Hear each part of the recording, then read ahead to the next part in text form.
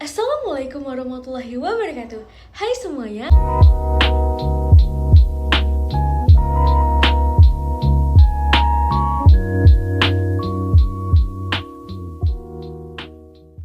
Perkenalkan, nama saya Clara Omdiva Balkisha dengan NPM 21031010101313. Saya adalah mahasiswi semester 3 dari Fakultas Hukum Universitas Syekh Kuala.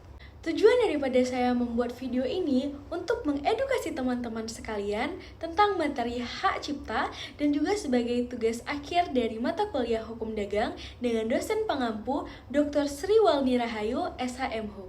Nah, kira-kira apa saja sih yang mau kita bahas? Mari kita simak. Yang pertama, kita akan menjelaskan tentang pengertian dan istilah dari hak cipta.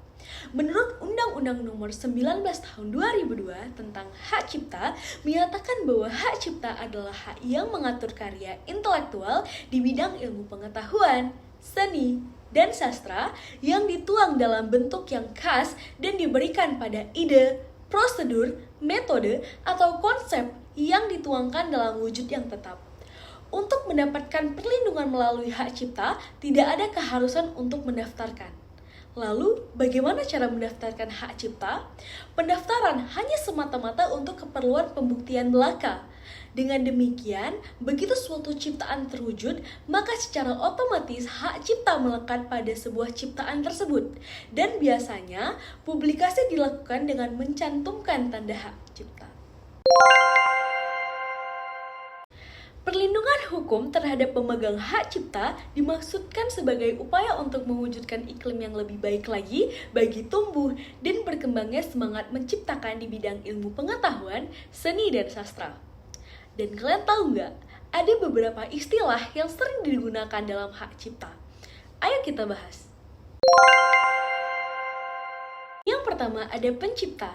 Pencipta adalah seorang atau beberapa orang yang secara bersama-sama yang atas inspirasinya melahirkan suatu ciptaan berdasarkan kemampuan pikiran, imajinasi, kecekatan, keterampilan, atau keahlian yang dituangkan ke dalam bentuk dan khas dan bersifat pribadi. Yang kedua ada ciptaan. Ciptaan adalah hasil setiap karya pencipta yang menunjukkan keasliannya dalam lapangan ilmu pengetahuan, seni, atau sastra. Yang ketiga ada pemegang hak cipta. Pemegang hak cipta adalah pencipta sebagai pemilik hak cipta atau pihak yang menerima hak tersebut dari pencipta, atau pihak lain yang menerima lebih lanjut hak dari pihak yang menerima hak tersebut. Yang keempat ada pengumuman. Pengumuman adalah pembacaan, penyiaran, pemeranan, penjualan, pengedaran, atau penyebaran suatu ciptaan dengan menggunakan alat apapun, termasuk media internet, atau melakukan dengan cara apapun sehingga suatu ciptaan dapat dibaca, didengar, atau dilihat dengan orang lain. Yang kelima ada perbanyakan. Perbanyakan adalah penambahan jumlah suatu ciptaan, baik secara keseluruhan maupun bagian yang sangat substansial dengan menggunakan bahan-bahan yang sama atau tidak termasuk pengambilan pengujudan secara permanen atau temporer. Yang keenam, ada lisensi. Lisensi adalah izin yang diberikan oleh pemegang hak cipta atau pemegang hak terkait kepada pihak lain untuk mengumumkan atau memperbanyak ciptaannya atau produk hak terkaitnya dengan persyaratan tertentu. Selanjutnya yang kita bahas adalah ruang lingkup hak cipta. Ruang lingkup hak cipta terbagi oleh dua. Yang pertama kita bahas adalah ciptaan yang dilindungi. Menurut pasal 12 ayat 1 Undang-Undang Nomor 19 Tahun 2002 tentang hak cipta menetapkan secara rinci ciptaan yang dapat dilindungi, yaitu sebagai berikut. Yang pertama ada buku, program komputer, pamflet, perwajahan atau layout, karya tulis yang diterbitkan, dan semua hasil karya tulis lain. Yang kedua ada ceramah, kuliah, pidato, dan ciptaan lain yang sejenis dengan itu. Yang ketiga ada alat peraga yang dibuat untuk kepentingan pendidikan dan ilmu pengetahuan. Yang keempat ada lagu atau musik dengan atau tanpa nada teks. Yang kelima ada drama atau drama musikal, tari, koreografi, pewayangan, dan pantonim. Yang keenam ada seni rupa. Yang dimaksud oleh seni rupa adalah seni rupa dalam segala bentuk seperti lukisan seni, gambar, seni ukir, seni kaligrafi, seni pahat, seni patung, kolase, dan seni terapan.